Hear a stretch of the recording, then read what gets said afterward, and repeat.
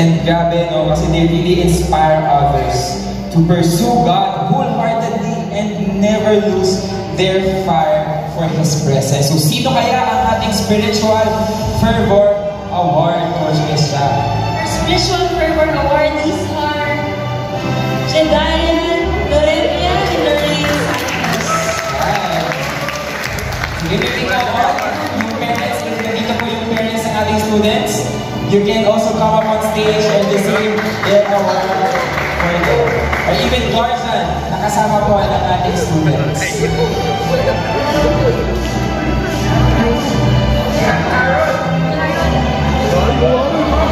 Let's go, Aaron.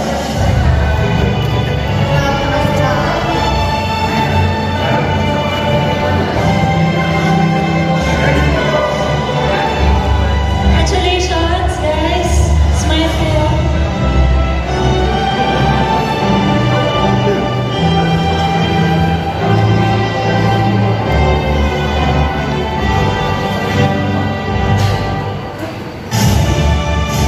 Okay, congratulations to our Spiritual Fervor awardees. And next award is, this next award honors those who have been faithful in making disciples. So our next award is Discipleship Award. They don't just attend, they walk with others, help them grow in faith, and model what discipleship should be. So for our discipleship awardees, we will call again Jedaya, Loremia, Let's go, Jen and Risa. call out the guardians po, our parents.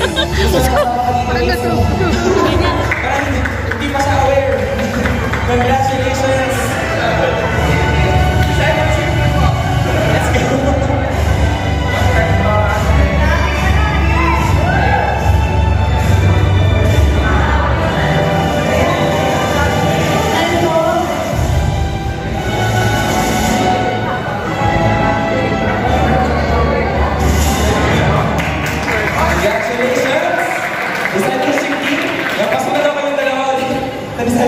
Yeah, tsaka reminder, Coach Raven, so let's honor God and make disciples. Yes. Diba?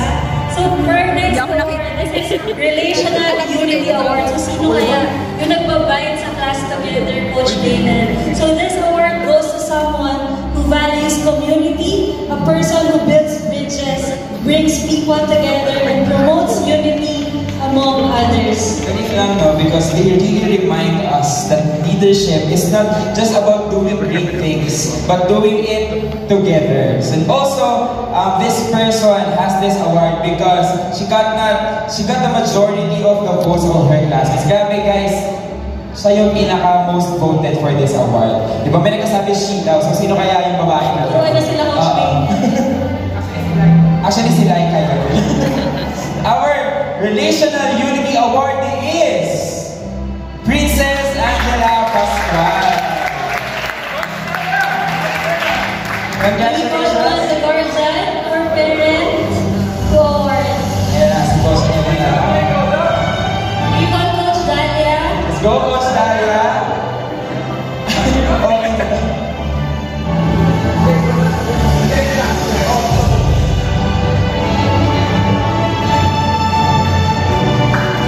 Congratulations, Princess.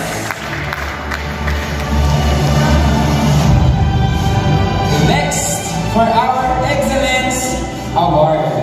This award recognizes someone who gives their very best in everything from assignments to service, always reflecting God's excellence. Guys, yung Excellence Award, excellent talaga to. Okay? Sa mga pinabasa, walang late, di ba? And really, honor to Lord for the excellence of this person. And yung Excellence Award na to, it reminds us that excellence is not just perfection, but giving all for God's glory. But currently, yung awarding po natin na to ay unfortunately ay wala po dito because she's on her OJT doing and completing her hours. So, for honoring her, may we just acknowledge Geraldine Espinar.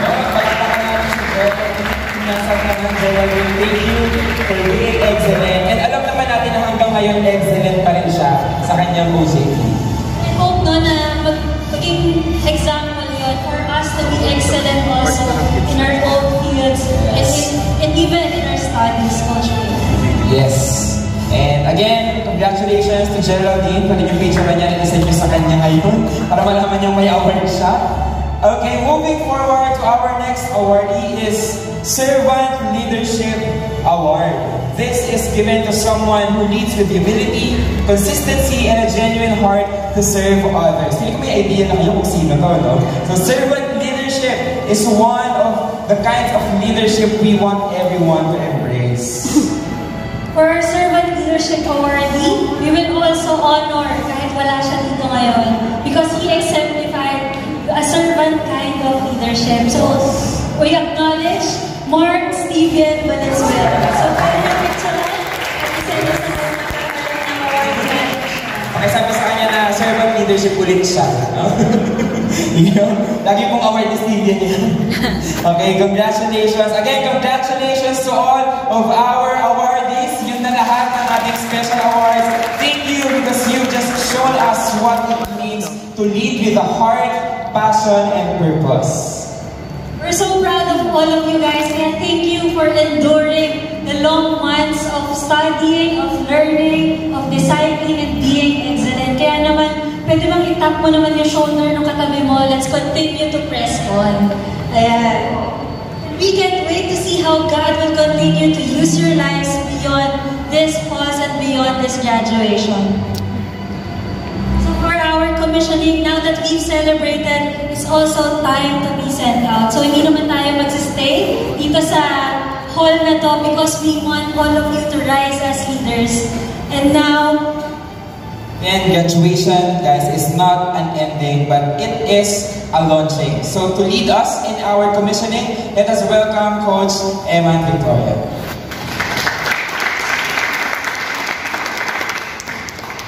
Alright, diba? Yun pa rin talaga yung nating opening alright. So, again guys, I just want to congratulate you. Okay lang po ba? Palakpakan nyo ulit yung mga sarili nyo.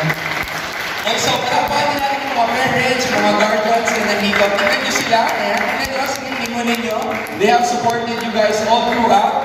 Pinayagan nila kayo sa ENCU at sana, no? Sa ENCU talaga pumunta. So, congratulations. Congratulations. And, yes, sabi nga kanina nila Coach Rainiel and nila Coach Krisha, this is not the end of the things that you're gonna do. But actually, this is just you being sent out to the mission field. So let me just encourage you from Matthew chapter 5, verses 13 to 16. You are the salt of the earth. But if salt has lost its taste, how shall its saltiness be restored? It is no longer good for anything except to be thrown out and trampled under people's feet. You are the light of the world. Okay na ba sabihin mo sa kapatid mo, you are the salt and light? Kasama po yung mga parents natin. Diba? You are the salt and light. A city on a hill cannot be hidden, nor do people light a lamp and put it under a basket, but on a stand, it gives light to all in the house. In the same way, let your light shine. Sabihin mo naman yun, let your light shine before others, so that they may see your good works and give glory to your Father who is in heaven. You know, graduates, today we gather not only to celebrate. Kasi yes, masaya naman tayo sa 9 months na yun. Masaya tayo with all the equipments that you had, the relationships that was built here in our ENC University. But also this time, we want to remind you, through commissioning you into the calling God has placed in your life. Sabi kanina ni Pastor Lloyd na meron kang portion, may parte ka. Tapos, dahil doon, hindi mo kailangan ikumpara yung sarili mo. And sabi niya kanina, we are called to be faithful. So ngayon, eto siya. Tapos na yung assignment sa ENCU, but you have a greater assignment that God has placed on your shoulder. Jesus himself declares who you are. You are the salt of the earth. Ibig sabihin ng salt, kayo yung mga estudyante, kayo yung mga tao who's gonna preserve the truth. Kapag sinabi nila na okay lang na ganito yung gawin mo, you're gonna say what the Bible says. You're gonna stand on that. You're gonna bring healing just like a salt is. Alam ko, marami kayong wounded emotionally, mentally, ng mga kaklase, ng mga kaibigan. But we pray that you will be the one who's gonna bring healing through the grace of Jesus. And not just that, you're gonna add God's flavor wherever you go. Ibig sabihin, akala nila yung pagiging Kristiyano boring. Akala nila it's about bawal or not. But this is about you. This is about us living the best of our lives. And not just that, you're not just the salt, but you are also the light of the world.